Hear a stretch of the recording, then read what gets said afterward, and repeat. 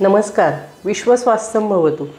आजकाल आपल्याला कुठलीही गोष्ट हवी असेल तर आपण इंटरनेटवर सर्च करतो. तंत्रज्ञान एवढं प्रगत झालेलं आहे की घरी बसल्या बसल्या तुम्हाला सगळ्या क्षेत्रांची माहिती मिळू शकते. तर याच माध्यमाचा वापर करून तुमच्या आरोग्यासाठी महत्त्वपूर्ण आज एक गोष्ट तुम्हाला सांगणार आहे. तो विषय आहे आयुर्वेद म्हणजे काय. आयुर्वेद बेसिकली 2 शब्दांपासून तयार झाला आहे, आयु आणि वेद. आयु म्हणजे आयुष्य, वेद म्हणजे जाणून घेणे किंवा ज्ञान. आपल्या आयुष्याबद्दल जो वेद आपल्याला सांगतो, जे ज्ञान आपल्याला मिळतं, तो म्हणजे आयुर्वेद. आयुर्वेदाच्या अवतरणाबद्दल असं सांगितलेलं आहे की ब्रह्मदेवाने आधी याचं स्मरण केलं. स्मरण त्याच गोष्टीचं केलं जातं जी ऑलरेडी अस्तित्वात आहे. यावरून आपल्याला त्याची नित्यता, शाश्वतता ही लक्षात येते.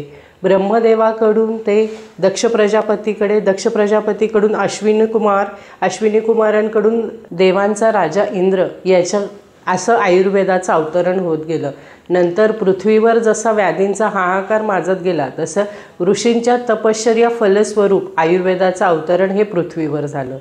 या आयुर्वेदाचं प्रयोजन बघा किती छान आहे. स्वास्थ्यस्य स्वास्थ्यरक्षणम आतुरस्य विकारप्रशमनम, म्हणजे स्वस्थ व्यक्तीच्या स्वास्थ्याची रक्षा करणे, तसेच ज्यांना व्याधी झालेला आहे त्यांना व्याधीमुक्त करणे, एवढं सर्वांगीण हे शास्त्र आहे.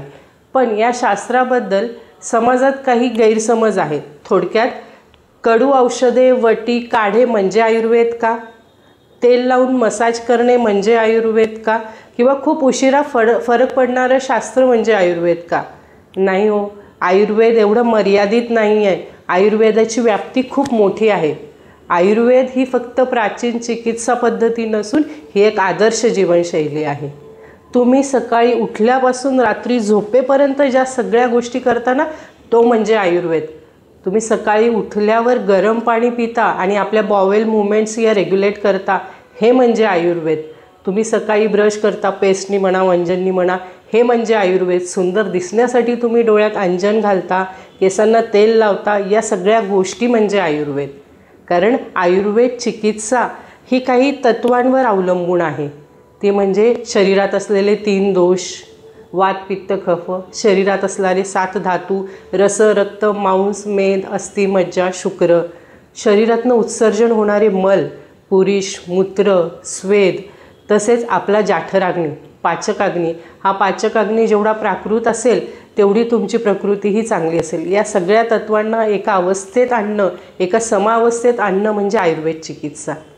आणि आयुर्निर्माण हेल्थ फाउंडेशनला अतिशय अभिमान आहे की ती आयुर्वेद क्षेत्रात काम करते. आणि ज्या पद्धतीने आयुर्वेद चिकित्सा चालते त्या सगळ्या पद्धती आयुर्निर्माण हेल्थ फाउंडेशनमध्ये केल्या जातात. आयुर्निर्माण हेल्थ फाउंडेशनच्या पुणे आणि छत्रपती संभाजीनगर अशा 2 ठिकाणी शाखा आहेत. या दोन्ही ठिकाणी या सगळ्या चिकित्सा केल्या जातात. आयुर्वेद चिकित्सा ही औषधी स्वरूपात असते, त्याचप्रमाणे ती पंचकर्म स्वरूपात असते, दिनचर्या, ऋतुचर्या या स्वरूपात असते, तसेच आहार आणि योग आणि ध्यान या सर्व स्वरूपांमध्ये ती केली जाते. औषधी स्वरूपात असते. असं म्हटलं जातं की हे खूप उशिरा फरक पडणारं असं शास्त्र आहे. कधी एखाद्या रुग्णाला फिट आली तर तुम्ही कांदा उंगायला सांगता, ही इमर्जन्सी ट्रीटमेंटच आहे ना. तुमच्या किचनमधले सर्व मसाले म्हणजे आयुर्वेद औषधं आहेत.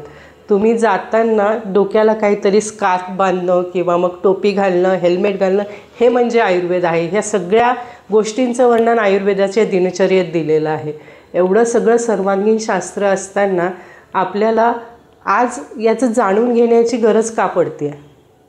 तुमचं आयुष्य एवढं धकाधकीचं झालेलं आहे, पण या धकाधकीच्या आयुष्यात तुमचं आरोग्य कुठे दबल्या जात नाही आहे ना, याचा विचार करा. आणि या सगळ्या गोष्टी तुम्हाला बघायच्या असतील, पंचकर्म हे तर आयुर्वेदाचं एक बलस्थान आहे. पंचकर्माने तुमच्या शरीरात जे दोष वाढलेले आहेत, नको असलेले घटक हे बाहेर काढले जातात. अशी चिकित्सा केली जाते. पण असं म्हणतात या सर्व गोष्टींचा आपण स्वतः आधी अनुभव घ्यावा. हा आयुर्वेदाचा प्रचार प्रसार करायचं आयुर्निर्माण हेल्थ फाउंडेशनने तर ठरवलेलंच आहे. पण फक्त आमच्या टीमकडनंच ही गोष्ट साध्य होणार नाही, तुम्हा सर्वांची आम्हाला साथ लाभणार आहे. तर तुम्हाला या सगळ्या गोष्टी अनुभवायच्या असतील तर एकदा नक्की आयुर्निर्माण हेल्थ फाउंडेशनला भेट द्या आणि इथे भेट देऊन स्वतः अनुभव घ्या आणि मग इतरांना सांगा. कारण स्वतः घेतलेला अनुभव हा आपण इतरांना खूप चांगल्या पद्धतीने सांगू शकतो. धन्यवाद.